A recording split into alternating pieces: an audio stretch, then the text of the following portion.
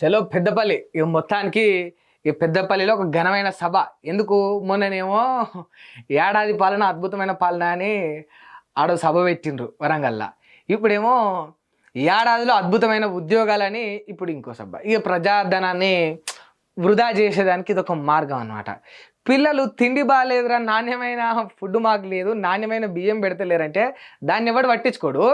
ఇక వీళ్ళు ఎనలేని ఉద్యోగాలు ఈ దేశం మొత్తంలో ఈ భూమి మీదనే ఎవడు ఇవ్వలేని ఉద్యోగాలు నేను ఇచ్చినని గొప్పగా చెప్పుకుంటా ఉన్నారు. సరే, ఇక మీరు ఇచ్చిన మాట ఏంది, మరి మీరు ఇచ్చిన ఉద్యోగాలు ఏందో లిస్టుకి ఇడేసిండ్రు, బాగానే ఉన్నది. ఇగో ఉద్యోగ నియామక వివరాలట. ఇగో మొత్తం హోంశాఖ, విద్యాశాఖ. ఇక హోంశాఖ విద్యాశాఖకు మంత్రులు లేరు, అది వేరే విషయం. ఇక వైద్య ఆరోగ్యం మొత్తం దుమ్ము రేపేసినాం ఈ అన్ని శాఖలలో ఉద్యోగాలు అని చెప్పి మొత్తం 55,143 ఉద్యోగాల లిస్ట్ అయితే ఇచ్చారు. మరి ఉద్యోగాల లిస్ట్ అయితే ఇట్లున్నది. మరి ఈ ఉద్యోగాలు ఇవ్వక ముందుకు, ఎన్నికల సమయంలో వీళ్ళు గెలవక ముందుకు ఇచ్చిన మాట కూడా మనం ఒకసారి చూడాలి. నేను నిన్న చూపించిన, మొన్న చూపించిన, మళ్ళీ చూపిస్తే ఇంకో 100 సార్లు చూపిస్తా. కొత్తగా చైర్మన్ సభ్యులను నియమించుకొని నిర్ణయం తీసుకోబోతున్నారు.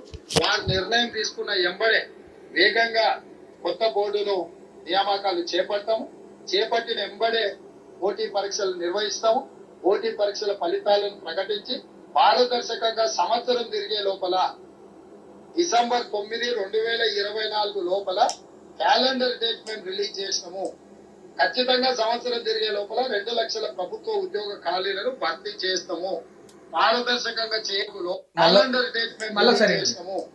ఖచ్చితంగా సంవత్సరం తిరిగే లోపల 2 లక్షల ప్రభుత్వ ఉద్యోగ ఖాళీలను భర్తీ చేస్తాము ప్రకటించి ఏమంటా ఉన్నాడు, ఖచ్చితంగా ఏడాది తిరిగేలోపు డేట్తో సహా చెప్పిండు. మళ్ళీ ముఖ్యమంత్రి గారు ఎక్కడ కూడా పొల్లు పోకుండా ఏమన్నాడు, ఇక 2024 డిసెంబర్ 9 లోపు అన్నాడు. మరి 55,143 ఉద్యోగాల లిస్ట్ అయితే ఇచ్చిండు. మరి ఇంకో 150,000 ఉద్యోగాలు దగ్గర అందులో ఒక 143 ఉద్యోగాలు తక్కువ చేసుకొని ఇంకా 150,000 ఉద్యోగాలు ఇప్పుడు 4 రోజులు ఇచ్చేస్తారా? ఏం సార్ మీరు గింత అన్యాయంగా గిట్ల చేస్తే ఎట్లా చెప్పు? మాట ఇచ్చింది మీరే, ఆ ఇచ్చిన మాటను సక్సెస్ఫుల్గా తప్పింది మీరే. తప్పి ఆ తప్పు కనిపించకుండా గింత ఘనంగా మేము చేసినామని గొప్పలు చెప్తూ దానికి ఒక మీటింగు, దానికి ఒక విజయోత్సవ సభ, సంపదంతా మీటింగ్లకు, ఫ్లెక్సీలకు, హోర్డింగ్లకు, ప్రచారానికి, పబ్లిసిటీకి ఖర్చు. గంతే, అందరికంతే. వీళ్ళే స్పెషల్గా ఏం కాదు. ఇక బీఆర్ఎస్ వాళ్ళు గంతే, బీజేపీ వాళ్ళు గంతే. ఎట్లా సొమ్ము ఎట్లా వృధా చేయాలి, ఎట్లా హల్చల్ చేయాలి, ఎట్లా పారవేయాలి, ఎట్లా పబ్లిసిటీ చేసుకోవాలి. 10 మందికి వీళ్ళు పెట్టేది 10 పైసలు. 10 పైసలు పెట్టినా అని ప్రచారం చేసుకునేదానికి ఖర్చు పెట్టేది 10 రూపాయలు. This is the reality. ఎందుకురా భారతదేశం ఇంకా ఎదుగుతలేదంటే గింతే. ఎదుగుతున్న దేశం ఇంకెంతకి ఎదుగుతుంది?